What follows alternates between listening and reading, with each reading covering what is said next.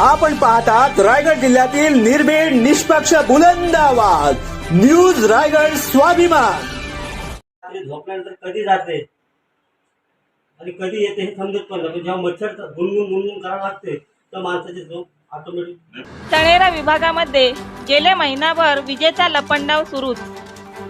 साधारणपणे रोहा ते रेवदंडा या विभागाला जोडणारे मध्यवर्ती ठिकाण किंवा बाजारपेठेचे ठिकाण म्हणून तळेरा या गावाची ओळख आहे। अनेक राजकीय, सामाजिक तसेच व्यापारी उलाढाल ही तळेरा गावामध्ये होत असते। त्याचबरोबर वेगवेगळ्या बँका, शाळा, कॉलेज व ऑफिसेस हे तळेरा विभागामध्ये मोठ्या प्रमाणात आहेत। मात्र तळेरा विभागामध्ये गेल्या महिनाभर सातत्याने विजेचा लपंडाव चालू आहे। त्यातच सर्व कामेही विजेवर अवलंबून असल्याने वीज नसल्यामुळे बँक व्यवहार हे पूर्णपणे ठप्प होतात।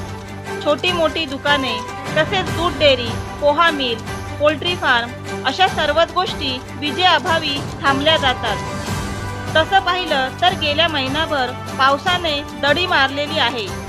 त्यातच कोणत्या प्रकारचा वारा किंवा वादळी परिस्थिती नसताना सुद्धा वारंवार वीज खंडित का केली जाते याचा जाब विचारण्यासाठी शिवसेना उद्धव बाळासाहेब ठाकरे गटाने उपअभियंता तळेरा महावितरण ऑफिसला निवेदन देऊन आपली कैफियत मांडण्याचा प्रयत्न केला।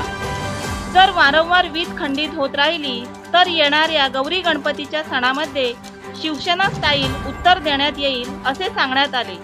आज तळेरा विभागाकडे अनेक सर्वसामान्य जनतेचे प्रश्न आमच्याकडे येतात आणि त्या प्रश्नांना उत्तर देण्याचं काम आम्ही छोट्या खाणी करतो। आज लाईटीचा लपंडाव अतिशय चालतो आणि यासाठी या विद्युत सेवेसाठी लहानापासून मोठ्यांनाही सुविधा मिळते आणि ते लहान जे घटक आहेत त्यांच्यावरती हा अन्याय होतो।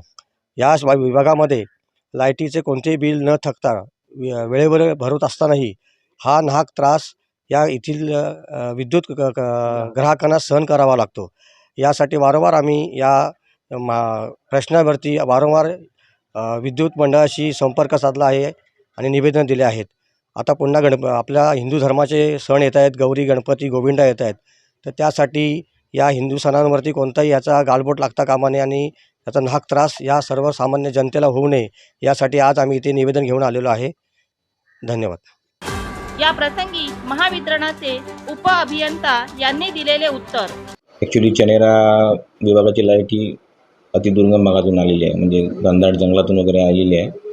त्यामुळे थोडंफार ब्रेकडाऊनचं प्रमाण आहे।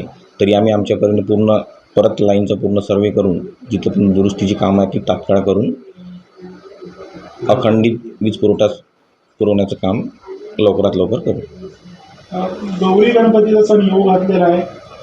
नागरिकांना फक्त एवढीच अपेक्षा आहे की याच्यामध्ये वीज खंडित होऊ नये, त्यासाठी तुम्ही काय? निश्चितच त्यासाठी आमचे 100% प्रयत्न राहील की त्या काळामध्ये विद्युत पुरवठा अखंडित सुरू राहील।